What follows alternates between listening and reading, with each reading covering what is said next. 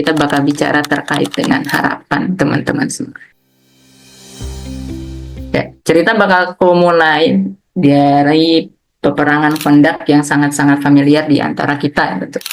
Nah, sekitar 7 atau 8 Hijriyah kalau tidak salah, itu umat muslimin yang dipimpin oleh Rasulullah SAW di Madinah dikepung oleh 3 aliansi suku besar, Quraisy, Ghatafan, dan juga Bani Nadir, dengan total hampir lebih dari 10.000 sampai 20.000 pasukan yang mengepung sebuah kota hanya dengan prajurit nggak sampai di angka 3.000-an atau 4.000-an teman-teman semua.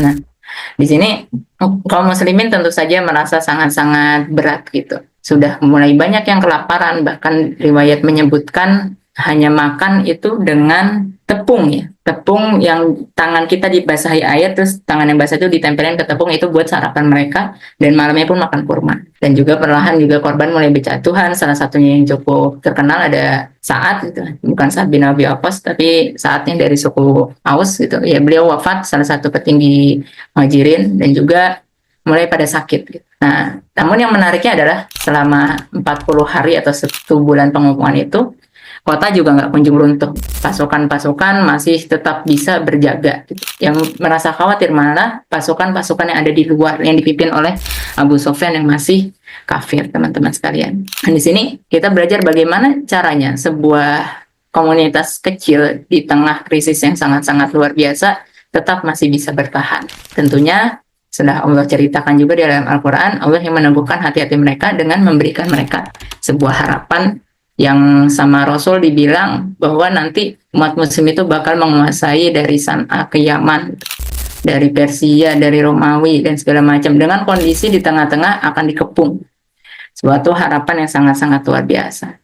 Maka di sini izinkan aku menyampaikan salah satu artikel yang menurutku cukup menarik ya di Harvard Business Review yang ditulis oleh Dan Jensen yang berjudul Sustaining Hope in Uncertain Times. Gimana sih cara kita untuk mendisiplinkan harapan kita, menjaga harapan kita di tengah-tengah waktu yang sangat-sangat penuh ketidakpastian sekarang.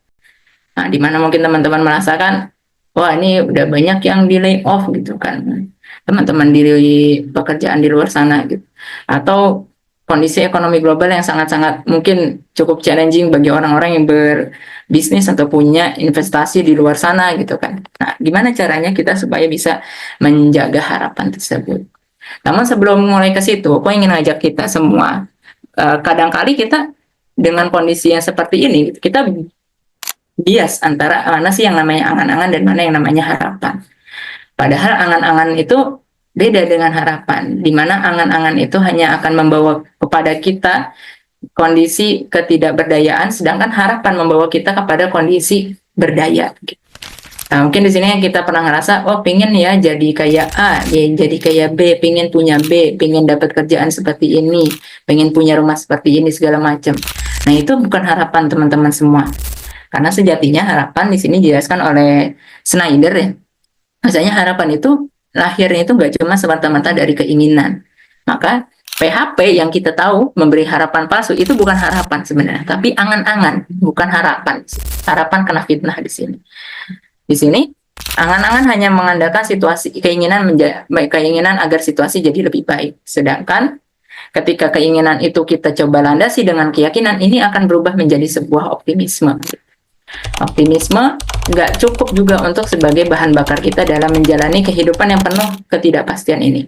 Maka optimisme perlu perasaan berdaya atau sense of agency, dan juga orientasi pada jalan keluar atau pathway orientation-nya, supaya itu merubah menjadi sebuah harapan, teman-teman.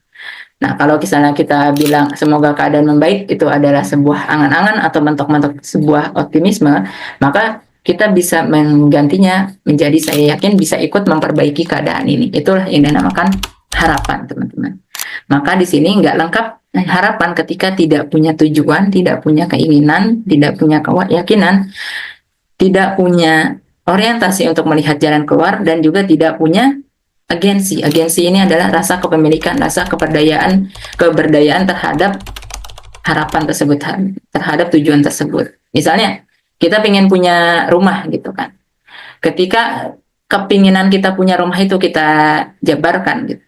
Nah, dan kita merasa layak untuk memiliki rumah tersebut.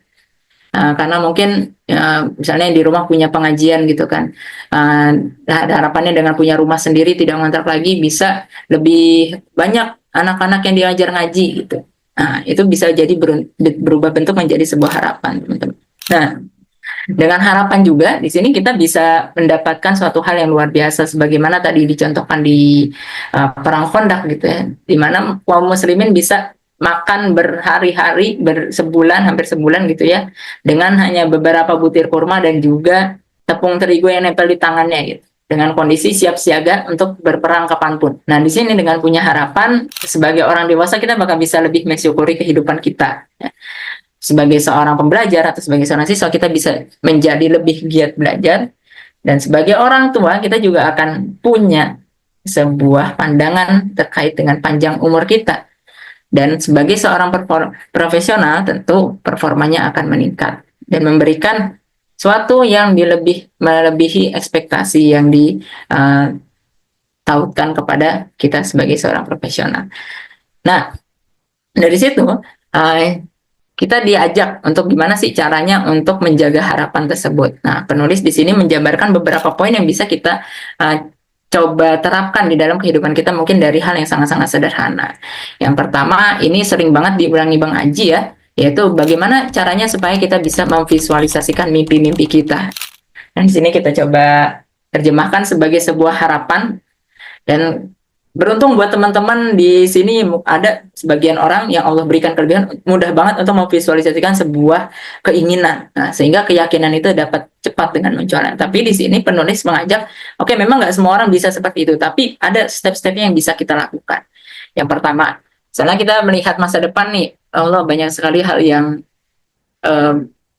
yang mencekam atau mengkhawatirkan di masa depan. Itu ditulisin dulu aja. Penulis bilang ditulisin dulu aja. Terus bayangkan kira-kira sekiranya semua berjalan dengan lebih baik, akan seperti apa keadaannya, kita posisinya seperti apa. Tulisin juga itu. Misalnya, oh saya menjadi orang yang berkecukupan finansial, ibadahnya tenang gitu kan, memiliki kesehatan yang baik gitu kan, bersama dengan keluarga dan orang-orang yang saya cintai. Itu dituliskan dan libatkan panca indera dalam penulisannya itu. Misalnya ya dengan menggunakan kata-kata atau frase-frase merasakan, melihat, mendengar dalam tulisan kita itu bakal memudahkan kita untuk memvisualisasikan harapan. Dan sudah selesai ditulis, maka rasakan, perankan, dan yakini. Dan kita sebagai orang muslim, yang kita tambahin juga, tentu ada Allah nih yang bisa mewujudkan semua harapan-harapan kita berdasarkan kehendak-kehendaknya. Nah, cuma nggak cukup dengan membayangkan gitu ya. Sebagaimana tadi yang di Theory of Hope yang dikenalkan oleh Snyder, bilang bahwasanya harapan itu nggak jadi harapan ketika tidak ada langkah-langkah terbaiknya, tidak ada pathway-nya. Maka di sini PR juga buat kita, apa yang setelahnya harusnya kita lakukan gitu kan. Nah, di sini penulis mengajak kita dengan memberikan beberapa panduan pertanyaan. Nah, teman-teman bisa kita coba juga nih. Pertama, dari aspek kebiasaan gitu. Dia ngajak kita untuk merefleksikan diri, kira-kira ada nggak sih kebiasaan yang harus mulai saya lakukan, kurangi, atau pertahankan? Gitu. Nah, dari situ bisa muncul pathway-nya. Misalnya tadi saya ingin menjadi misalnya saya ingin mendapatkan beasiswa FPDP, misalnya S2 di mana gitu. Nah, dari situ kita bisa mulai untuk mencari pathway-nya. Misalnya kita sedang bingung gitu kan. Oke, kebiasaanku apa aja ya? A, B, C, D, F, G. Mana kebiasaan yang mendukung dengan harapan saya ingin dapat beasiswa LPDP ke luar negeri, mana yang enggak. Itu bisa kita seleksi. Terus nggak cuma dari kebiasaan, bisa juga yang kedua kita lakukan dengan meningkatkan hubungan kita. Hubungan di sini maksudnya adalah relationship dengan orang lain. Gitu. Karena tadi kalau misalnya pengen jadi dosen ya tentu berarti harus punya hubungan yang lebih kuat dengan akademisi-akademisi. Begitupun dengan profesi-profesi lainnya. Dan bisa jadi ada hubungan-hubungan yang perlu ditinggalkan gitu. Dari sini muncullah pathway baru lagi nih yang bisa kita lakukan untuk mencapai harapan kita. Dan ketiga, skill apa yang dibutuhkan untuk mencapai harapan tersebut? Gitu. Ini bisa listing dan bentuknya teknis banget juga boleh. Gitu. Misalnya, oh ya karena mau ngambil S2, mau ngambil doktoral, gitu. Berarti saya harus punya kemampuan kepenulisan. Gitu. Ya udah, ambil kursus menulis dan segala macamnya. Dan yang terakhir, ini yang sangat penting, itu keyakinan apa yang perlu diubah atau dikembangkan. Ini aku mendapatkan sebuah insight yang luar biasa di saat mencoba kembali memahami qada dan qadar kita, di mana kita bisa memposisikan sebagai makhluk yang Allah berikan kehendak untuk memilih, tapi di satu sisi ada ketetapan Allah yang sudah digariskan kepada kita. Menurutku itu memahami konsep takdir jadi salah satu hal yang sangat-sangat penting dalam memiliki atau menjaga harapan. Nah, terus yang ketiganya, penulis menyadari bahwa kita nggak mungkin bisa senantiasa dapat kabar baik gitu kan, atau berjalan dengan mulus. Maka pasti ada kemunduran, pasti ada kegagalan. Sebagaimana yang kemarin dibilang Bang Aji, jangan sampai kita memang naik turun kondisi iman kita, kondisi diri kita gitu, tapi agregatnya harus lebih baik. Maka di sini penulis akan analogikan dengan sebuah permainan fortunately dan unfortunately gitu. Nah, apa yang bisa saya lakukan mengubah sayangnya menjadi untungnya. Jadi itu permainan itu misalnya bermain role play gitu kan. Ada satu cerita yang harus dilanjutkan oleh pemain lainnya. Misalnya pemain pertama bilang, beruntungnya saya nemu uang di jalanan misalnya $100 gitu. Tapi pemain berikutnya harus menyambung dengan kalimat kata sayangnya di depan. Sayangnya ketika saya ngambil uang ini saya kenapa-napa gitu misalnya. Nah, orang berikutnya harus menimpali lagi dengan kalimat beruntungnya lagi gitu. Ini bisa melatih kesyukuran kita dan bisa membuat kita lebih baik dalam melihat sebuah kegagalan. Dan tentunya yang terakhir, apa yang bisa kita pelajari dari sebuah kegagalan itu satu hal yang sangat-sangat klasik dan tapi sangat-sangat penting untuk kita sama-sama sadari. Oke, nah dari sini teman-teman semua dari agama Islam gitu, coba aku relatekan dengan kondisi perang Khandaq, dengan kondisi perang Badar gitu kan, dan dengan cerita-cerita sirah sahabat lainnya gitu, kita melihat bahwasanya para sahabat itu orang-orang yang tidak pernah berputus asa, yang harapannya itu digantungkan dengan sangat-sangat penuh, sangat-sangat totalitas kepada Allah Subhanahu wa taala. Dimana di sini di dalam perang Khandaq sendiri, selain dengan ketaatan kepada Allah Subhanahu wa taala, Rasulullah menunjukkan bahwasanya beliau adalah harapan itu sendiri bagi umat muslim. Pun di perang Badar juga seperti itu, di perang Uhud pun seperti itu. Kita dengar Rasulullah di perang Khandaq turun langsung untuk menggali parit. Gitu. Rasulullah turun langsung untuk membagikan makanan. Nah, mana cerita yang masyhur gitu kan, salah satu sahabat ngajak makan Rasul ke rumahnya, ternyata Rasul manggil seluruh prajurit untuk makan di rumahnya dan Rasul sendiri yang nyiapin. Nah, seorang pemimpin yang menjadi panutan itu bisa menjadi manifestasi harapan bagi orang-orang lainnya gitu. Karena tadi tidak semua orang memiliki kemampuan, tidak semua orang memiliki kesempatan untuk menggali dan menguatkan harapannya. Nah, dan itu bisa gitu. Nah, teman-teman yang ada di sini, kita sebagai seorang pembina gitu ya, mungkin teman-teman PAS ya, teman-teman SPV gitu kan, yang dimana barangkali kita temukan ada peserta-peserta yang agak kesulitan untuk melihat masa depan itu akan lebih baik. Atau peserta yang menyatakan bahwasanya boleh nggak sih kalau saya jadi orang biasa-biasa aja. Itu ada satu hal yang wajar dan itu ada satu hal yang memang kebanyakan orang rasakan. Maka di sini mudah-mudahan Allah berikan kepada kita kemampuan, kesanggupan untuk kita bisa menjadikan atau menghadirkan harapan-harapan itu kepada adik-adik peserta atau kepada keluarga-keluarga kita, kepada teman-teman di sekitar kita. Sehingga kita bisa menapaki jalan yang lebih cerah.